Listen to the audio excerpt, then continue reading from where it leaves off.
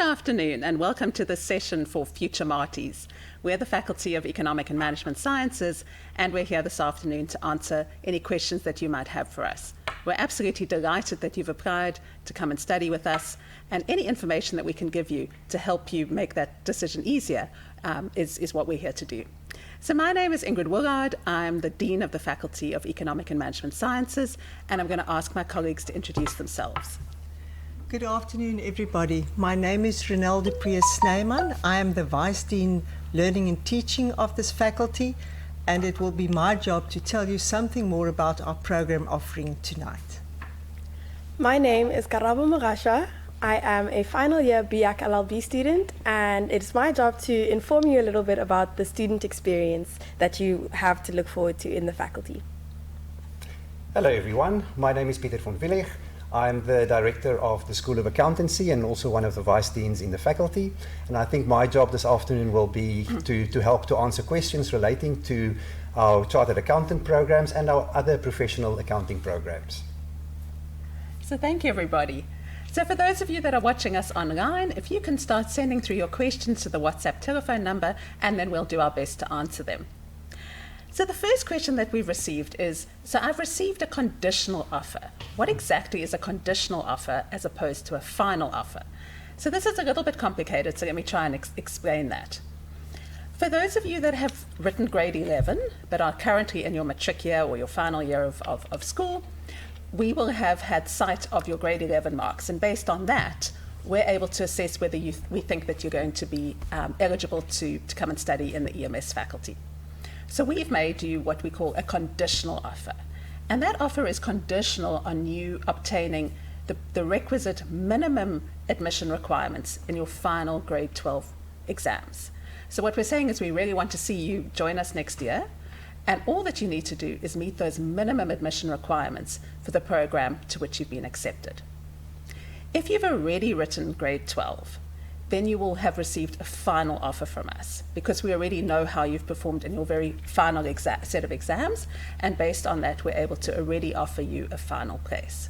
So the really important aspect here is to know that if you've received a conditional offer, we will have space for you in 2023.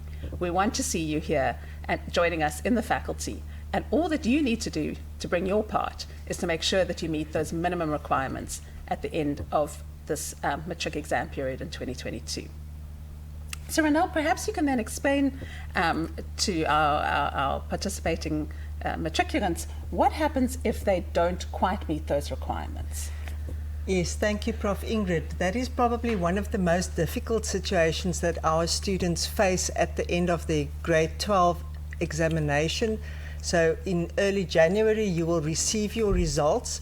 Those results will automatically be sent to the University of Stellenbosch, so there's no need for you to send in those results, and then we will issue the final offers. Now, this is a very stressful time for most students, and we acknowledge that. So if you did not meet the minimum admission requirements, and usually the problem is usually the mathematics requirement that varies between the programs. So in the case that you might not meet those minimum admission requirements, you are advised to contact the faculty and the registrar's office on emsinfo@sun.ac.za, and we can consider you for a program for which you might meet the minimum admission requirements. Ingrid, I hope that answers that question. It does. Thank you so much, Renelle. And then, of course, conversely, there'll be some students or matriculants watching now who haven't received a conditional offer for the program to which they would like to be admitted. And sometimes those students will do much better in their final matric results. So the question then is, what then? Well, you can perform yourself into a different program if the numbers allow for it, and also if it is a selection program, then probably it is not possible depending on the number of students that have accepted their final offers. So once again here, please make contact with the faculty and the registrar's office, and then we can have a look at your application and reconsider you for a different program. Thank you so much, Ronelle. And so just to clarify then, when we talk about selection programs, what we're talking about are programs, actuarial science, the Bachelor of Accounting degree, the law, and the various law qualifications. So those are programs in which a conditional offer really matters. We can't guarantee that there'll be space if you didn't receive a conditional offer. But for all those students who did receive a conditional offer, we will always honor that offer, provided that you meet the minimum requirements. Prof. Ingrid, maybe I can just add to that a further selection program is the BCom International Business Program, which is a highly competitive program in our faculty. And just to give the learners an idea, we take approximately 80 students per year, and that number is determined by the number of international exchange opportunities that Stellenbosch International are able to organize on behalf of our students. Thank you so much, Prof. Ronelle, for that clarification. And while we're on the subject of the BCom International Business, quite a few students are asking, what if I haven't been admitted to the BCom International Business? Might it still be possible for me to have a semester abroad? And I'm afraid I'm going to kick that one to you as well, Ronelle. No problem, Prof. Ingrid. I think here, again, the answer lies in the availability of the exchanges and how many students have accepted the final offer. So we will be keeping a waiting list for students that want to move into the BCom International Business, and if perhaps students do not register, there might be places available for that program. I think something to be said as well at this particular point is that if you have a space or a place or an offer in an selection program and you're not 100% sure if you want to take up that offer, please register. Take up the offer, because then your space will be guaranteed. And you can always then change programs once you are at Stellenbosch early next year. Thank you so much. I do think that that's a really important point, is to say we understand that sometimes you change your mind, or perhaps you get more information and you decide that you perhaps want to study a slightly different program. We have that flexibility.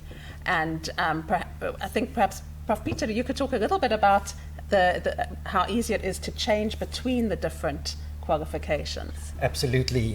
Thanks, Ingrid. The faculty designs its programs, its degree programs at least, in such a way that particularly the first year is a very generic first year, which means that the different modules, the different subjects in the first year of almost all the programs are very, very similar, and that makes it very flexible for you to make a decision during the course of your first year, or even at the end of your first year, to change to a different program without adding an additional year of study at the end of your degree. It is even possible in many cases to also make a change during the course of your second year. Less easy to do so during the course of your third year, and then very often if you do make a change during your second year or your third year, it might result in an additional year of study. But you can hear that the flexibility is there, and it is also always possible to make a change. We understand that people change their minds sometimes. It's just a human thing. Thank you so much. Karabo, in the past we've tried to do this session in person on campus so that learners get a little bit of a sense of what it's like to come to university. Obviously that's harder to do in this online setting, but I wonder if you can give everyone some sense of what they should be doing now to prepare for this bright new adventure. Of course I can. I think first things first, I'd like to say that you really need to be dedicating yourself to your academics and finalizing up your matric year. This is a time that's very challenging for a lot of students. My own brother is in matric, and what I've been saying to him is just push, because this is the last little stretch of a long marathon that you've been doing, and you've come so far, and we really wish you all the best with the rest of your matric year. So finish strong and make yourselves proud, and that's really one of the best things that you can do to prepare yourself to get to university. It's a very exciting space to be in. When you come here in February, the university is and the faculty is really looking forward to welcoming you and walking you through all the things that you need to do to be a great Marti. But what else you can do while you're in Matric as well is to just keep an eye on your emails, especially the ones that come from Stellenbosch University, because that is the only channel. Your emails and possibly in limited circumstances, SMSs are the way that the university will communicate with you any important details that they may have for you specifically. And also just really prioritize taking care of yourself and succeeding in your final Matric exams. And that's the best way that you can prepare to come and join us in Stellenbosch University next year. Thank you so much, Karabo. Great advice from someone who's been here for five years and really excelled during those 5 years. Peter, we've got a question here about the difference between the Bachelor of Accounting degree, the BCom Financial Accounting, and the BCom Management Accounting. I know this is sometimes quite confusing, so I hope you can try and explain that. That is quite a mouthful, but I'm certainly going to try my best. So the programs, those three programs, the B Accounting program, the BCom Financial Accounting program, and the BCom Management Accounting program, are three professional accounting programs, all offered by the School of Accountancy, and as I said before, I'm the director of that school. So let's start with the B Accounting program. That is the program that students who want to become a chartered accountant in South Africa would follow. So we kind of sometimes call it the CA stream program, the Chartered Accountant stream program. The second one I'm going to mention is the BCom Financial Accounting program. That program is geared towards students who want to ultimately register with the so-called ACCA. It's the Association of Chartered Certified Accountants. And the last one, the BCom Management Accounting program, is geared towards students who ultimately want to become chartered management accountants. They want to register with an international body actually, called CIMA, the Chartered Institute of Management Accountants. I forgot to say when I spoke about the BAC program, the accounting program, the CA stream program, those students ultimately want to register with the South African Institute of Chartered Accountants as chartered accountants. So now, what are the differences between the programs? I am going to almost take the B Accounting program as the basis and then talk about how the other two will differ from that.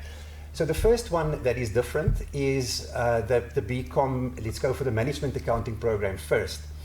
So compared to the B Accounting program, the BCom Management Accounting program has significantly less taxation in the program. The B Accounting program undergraduate has 2 years of tax, whereas the BCom Management Accounting program only has 1 year of tax. Furthermore, the B Accounting program has 2 years of a subject called auditing in it, whereas the BCom Management Accounting program only has 1 year of auditing in it. Another difference is that the B Accounting program has quite a bit more laws and regulations in the program, particularly focused on the Companies Act in South Africa, which the BCom Management Accounting program doesn't have. And lastly, the BCom Management Accounting program contains significantly less technical detail than the B Accounting program. Let's contrast that then to the BCom Financial Accounting program. Again, the same difference in terms of the tax as the BCom Management Accounting program. The same difference in terms of the law, the Companies Act, which is much reduced in the BCom program. Again, the same, less technical detail in the BCom program.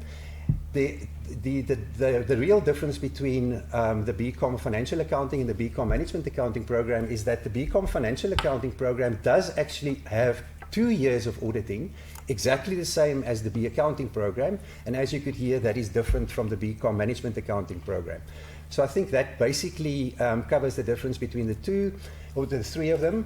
I think what I would like to add is the fact that there is, particularly the fact that there is less technical detail in the two BCom programs, does result, I think, from my perspective, in the B Accounting program being a bit more challenging than the two BCom programs. I hope that helps to clarify it a little bit. It is quite complex. Thank you so much. So would it be fair to say that, Peter, that if I want to become a chartered accountant, then I probably should start in the BAC program? That is a very good question, and we actually often get that question. Absolutely. If you have made up your mind that you want to become a chartered accountant, I have just said that the B accounting program is a bit more challenging than the other two, but if you've made up your mind that that is what you want to do, don't start with an easier program. Start with a B accounting program. If you feel during the course of the program that this is not for you or that you are struggling to cope, there is always the opportunity to move to one of the other two programs. It's a little bit more difficult if you start with one of the other two to ultimately move to the BAc program. So my advice is always, if you meet the admission requirements, that means you have a reasonable chance and the potential to pass the program. Go for the BAc program if you want to become a CA. Thank you so much. So we've got a question here from a learner who received a conditional offer for the BCom and is now asking, am I able to now apply for the BCom International Business? So unfortunately, the answer to that is no. The BCom International Business is what we call a selection program. We can only take 80 students into that program, and those offers have all been made. There's a small possibility that perhaps somebody doesn't show up next year and doesn't take their place, in which case there might be a few empty slots come February next year. But the good news is that you can still do very much the same subjects as you would have done in the BCom International Business, and as Prof. Ronell said, you can still do that semester abroad. So there are other ways to get the international experience. But right now, it's unfortunately too late to apply for BCom International Business. Then there's a question here, Ronell, about the difference between and it's a tricky one, the difference between the Bachelor of Data Science degree versus the BCom Mathematical Sciences program with a focal area in data science. So perhaps a short answer to that one.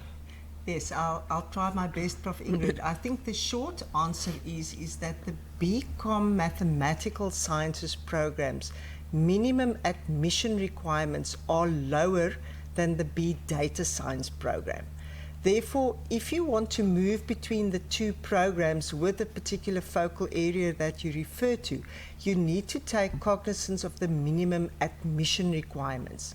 There are subjects, or what we now call modules, that are similar between the two programs that you've mentioned. So if you take the faculty calendar, which is available on the website, and you look at the program content, you will there see that there are overlapping modules between the two programs. However, as I've stated, the BCom Mathematical Sciences program have a somewhat lower minimum admission requirements than the B Data Science. If I may, Prof. Ingrid, just say something more about the B Data Science program. I was going to ask you to do that. Thank you. The B Data Science is the newest program that we are offering in the faculty, and we're very excited about this program. We've made real changes in the sense that usually a program is focused and housed in one faculty. In this program, the program is offered over 4 faculties of the university. Within the 4 faculties, there are 8 focus areas.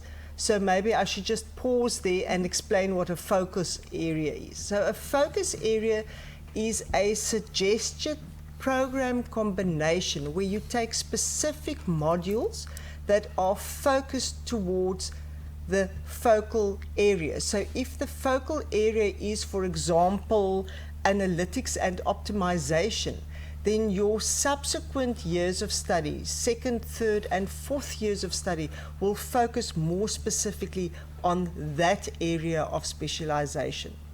So I think it is important that you go to the B Data Science website, have a look at the various focal areas. They very well explained there. There's a video clip that also explains the B Data Science program, and decide which focal area is suited for your particular needs.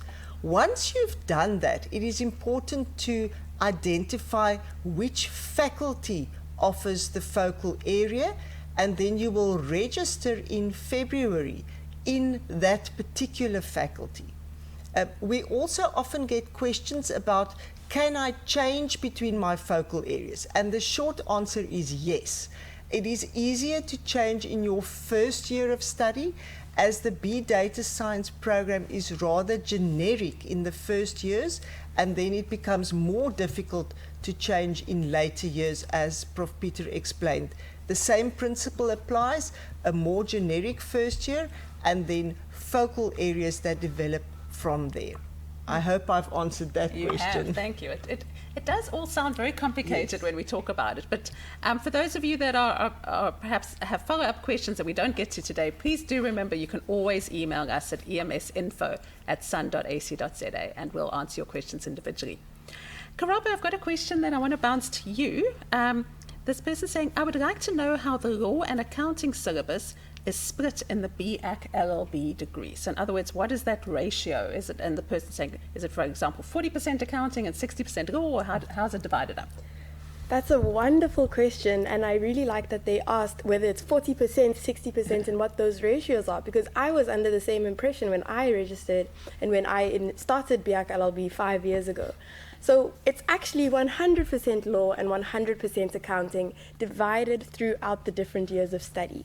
So some years you will be in fourth year doing second year accounting modules, other years you will be in a different year doing certain years of law modules, and after those 5 years you would have done all of the modules or the bulk of the modules in the LLB program and in the BAc program, the Bachelor of Accounting program.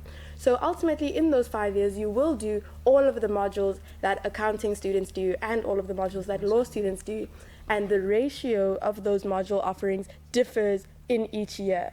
So I can say that perhaps in first year it is more 50-50 between the law modules and the accounting modules, in terms of you are doing an equal, relatively about in credit-wise, you are doing an equal amount of each faculty. But in the subsequent years of study, second year onward, it changes. And sometimes your focus is on law modules, sometimes it's on accounting modules. I think what's really important in that question as well is that the BAc LLB program is a fixed program, so you aren't able to change when you do certain modules. It is fixed throughout the years of in first year, second year, third year, etc. You will do these modules. And that is a very important point to notice. But to answer the question, the program works that you are simultaneously a law student and an accounting student. And it's been very fulfilling for me to do it, and I really hope that you do register for it. Thank you, Karabo. So that, as far as I know, we're the only university in the country that offers this Yes. program. It is really an incredible opportunity to do 2 qualifications at the same time. We've got a question here about language. In fact, what the learner's asking is there do we have a minimum Afrikaans requirements in order to come and study here? And perhaps, Ronel, you can talk a bit more about language. Yes, that is an important question in the sense that many, many years back we had a rather stringent language requirement which has been relaxed for many years, meaning that you can either offer Afrikaans first language or Afrikaans second language or English first language or English second language at different levels. So it is not a requirement that you must be fluent in Afrikaans. Thank you so much. And conversely, what if my preference is to study in Afrikaans? How much support is there for Afrikaans learners? Yes, I think language is something that learners don't need to worry about. In our faculty, all the undergraduate first year modules are offered in parallel medium. And that basically means that you have a separate class for Afrikaans and a separate class for English. In subsequent years of study, you might find that the module is being offered in dual medium, and that basically means that the Afrikaans students sit inside together with the English students, and then we offer what we call simultaneous interpreting services. So the Afrikaans speaking students will, through a specific headset, hear an Afrikaans simultaneous translation of what the lecturer is saying in English. And we have many modules that are offered in that way. And then in our subsequent later years, you might also get an English-only module. And those are especially evident in programs that have a language that is developed in English. In Afrikaans, we say vaktaal, so the language of the module is English. And that is specifically in B data science, where we don't have the Afrikaans translations of many of the principles underlying that particular degree. Thank you so much. Peter, did you want to add something? I wanted to ask Brunel, perhaps you spoke about the language of instruction in class, but what about the language of assessment? If I wanted to study in Afrikaans and I sit in one of these English classes with a simultaneous interpreting, should I be concerned about the language that I'm going to see my exam paper in? Peter, that is a very important question, because it will raise your stress levels if you are thinking about assessments and language. So all undergraduate assessment papers are set in both Afrikaans and English on the same paper.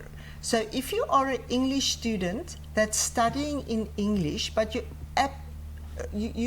Afrikaans is also quite good, you might be speaking Afrikaans in your res, for example, then you can have a look at both languages, and many students find that beneficial.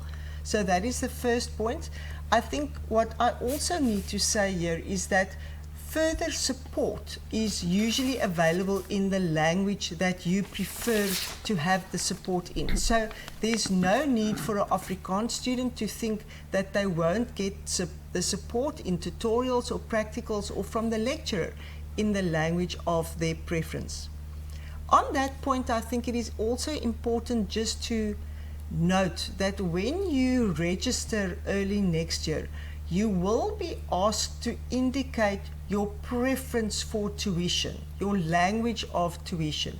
And it is important to make the right decision there, because we do all our timetables, our groups, our selection of groups according to those numbers. And it is rather a difficult situation if you indicated Afrikaans and then there is not enough students to make up, for example, a group.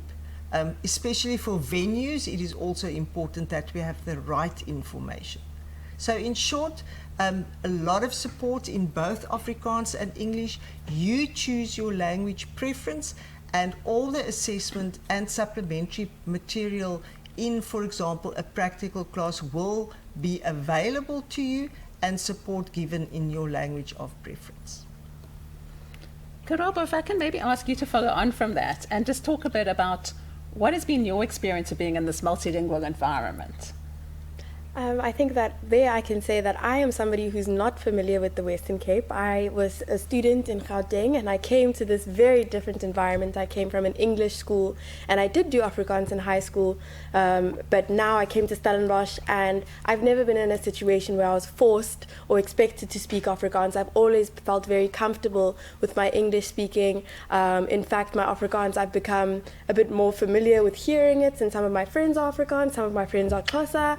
So the multilingual environment, I think, has really enriched my student experience throughout the years and exposed me to a lot of things that I wouldn't have experienced otherwise. So I'm very comfortable with English, and I have no problems or no qualms and no experiences, especially no negative experiences with any language, specifically not Afrikaans or Xhosa.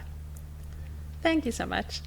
There's another question here, which I'm going to ask Peter to answer, which is around, is there any specific equipment I need to bring? For example, must I have my own laptop? So I think many students wonder about that. You are more than welcome to bring your own laptop, for example, but you don't have to do that. There is an option that we will explain to you for us to support you with laptops. In our faculty particularly, the very simple thing called a calculator is important, and we do kind of prescribe or recommend a particular type of calculator for certain modules, and we will also support you in getting that. So I don't think that is anything to be concerned about.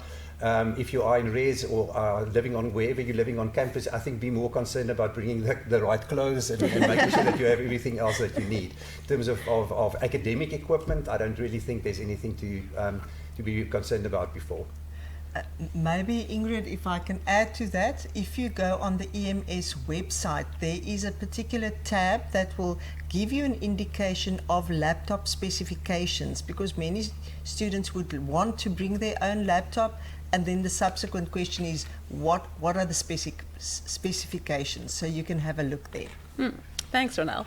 And just perhaps to reassure learners that you don't have to have a laptop. We do have very large numbers of computer user areas that all the students are able to use even after hours. So there's a question here about whether there's a standardized class schedule or does one get a timetable once one arrives. So I think perhaps it might be useful just to talk a little bit about what happens in what we call welcoming week, the week before term actually starts next year. Ronald, do you want to give that a go? I'll give that a go. Thank you, Ingrid. I think welcoming week is all about welcoming you as a Māori in 2023. So the welcoming week is made up of certain sessions that you will attend, and you will step by step be taken through, for example, how to get your timetable, in what group will you be, in what language group will you be. And then welcoming will also give you a tour of the campus so that you know where your various classes are.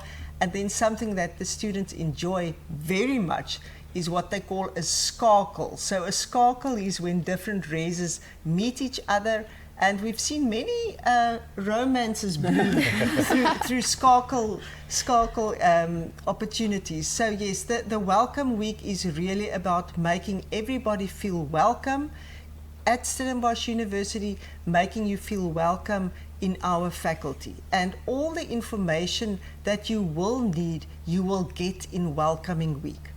Maybe to say something about what your day will look like, because students ask that.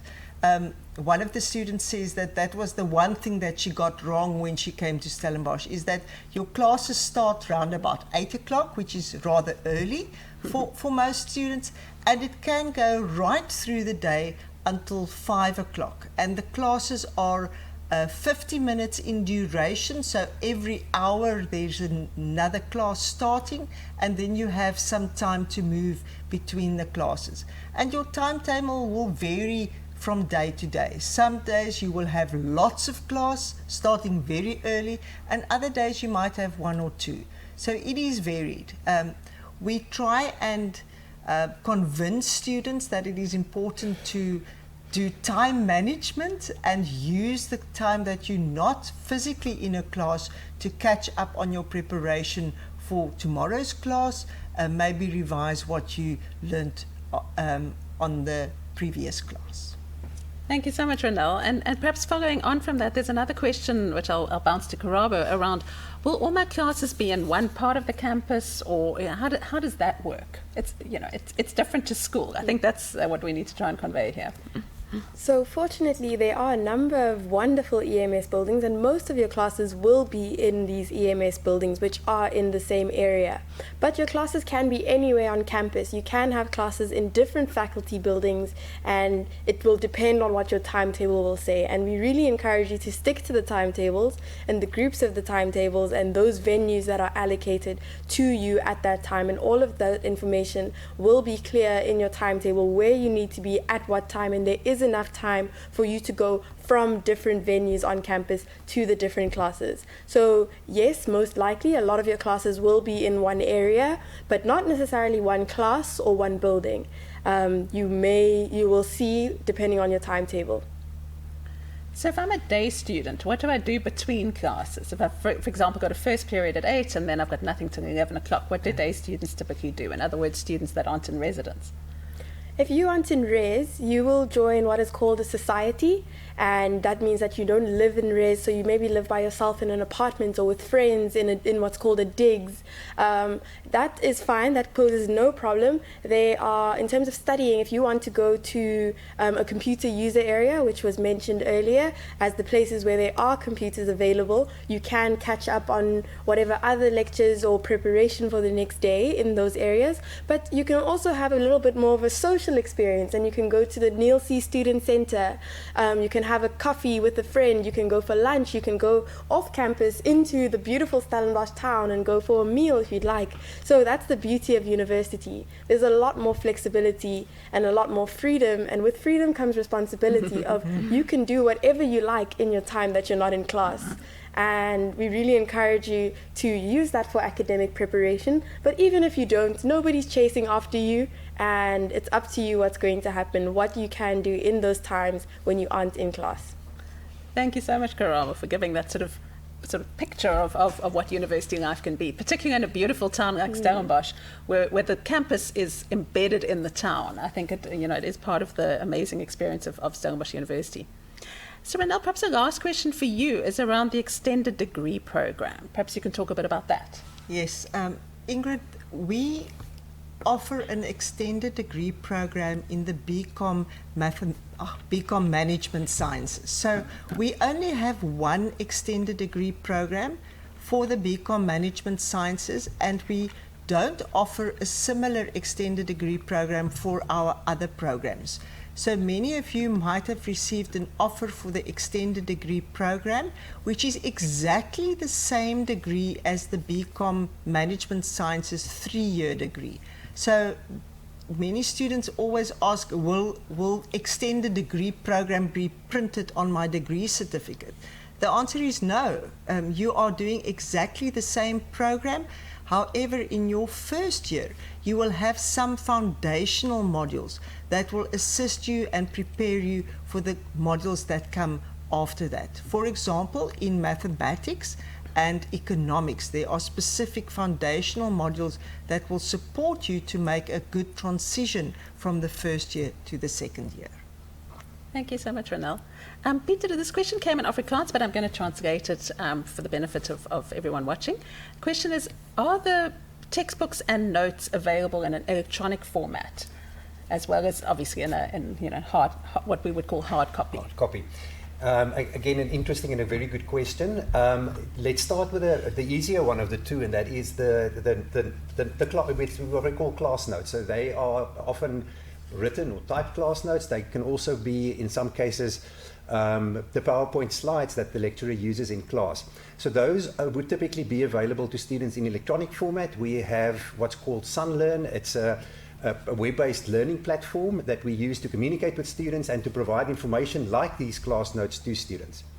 Then with regard to textbooks, so we as the university obviously have control over the class notes and those types of things. We don't have control over textbooks. So depending on the actual textbook and who the publisher is of the textbook and how their business model works, many textbooks are available in electronic format and in hard copy format, but there definitely are still textbooks that are not available in electronic format and that you will need to buy in hard copy format. I hope that clarifies that one.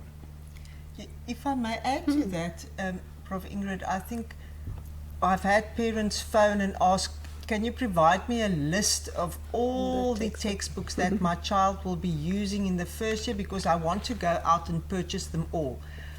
We don't recommend that. We recommend that you wait till you get your module framework, which is a very important document in our space, because the module framework will tell you everything there is to know about the module. When you write assessments, which assessments will count, who your lecturer is, what the textbook is, if you are expected to buy the textbook or not, and that will give you a clearer indication as to which textbooks you should really purchase at that time. We have numerous Van Skyke and other textbook providers on the campus, so they're easy to get to, and there's also a very good second-hand textbook industry in Stellenbosch, so you would be able to save some money if you perhaps purchase a second-hand copy of the book. If I may add a little bit more to the matter of textbooks, which I'm sure you're all very interested in, there is really nothing that you can prepare for until you get here to Stellenbosch, because I would really advise that you don't buy the modules based on what maybe somebody who you know is studying at Stellenbosch right now already. Don't take their advice as gold just yet, because perhaps the textbook for the module has changed. Perhaps that textbook is no longer prescribed and they're changing to a different textbook. Perhaps the lecturer is using excerpts from textbooks instead of prescribing them to be bought. So it really depends each year on what the lecturers prescribe, and all of that information will become available to you, as Prof. Renal said, in your module framework. So really just enjoy the time in matric, enjoy your post-matric holidays, and enjoy the welcoming period. And in the first 2-3 weeks of being a Marti, once class starts, everything will figure it out. If there's really something that I can say to comfort you, is that all the first years, everybody who is in first year with you, nobody knows more than you do. So you will all be given the information about which textbooks they are at the same time, and you can really use that information to your advantage. Thank you so much, Karabo. And I think that's quite a good note to end on. We only have a couple of minutes left. But just to remind everybody that's watching, if you haven't yet accepted your offer to come to Stellenbosch University, please do accept your offer as soon as possible. If you find that your offer, in fact, has expired, then you're very welcome to email us at emsinfo@sun.ac.za, and we will be able to reissue your offer. But please bear in mind that once we reissue your offer, you will only have 7 days in which to accept that offer. So it's very important that you look out for those emails, and as soon as you receive your reissued offer, you go ahead and accept it. Do remember that we will honor your place if you've accepted your conditional offer, but we can't guarantee that we will have space for you if you haven't accepted your conditional offer. So any other questions you might have, please do reach out to us at emsinfo@sun.ac.za. Thank you so much for joining us this afternoon, and have a lovely evening. Thank you. Thank you and goodbye.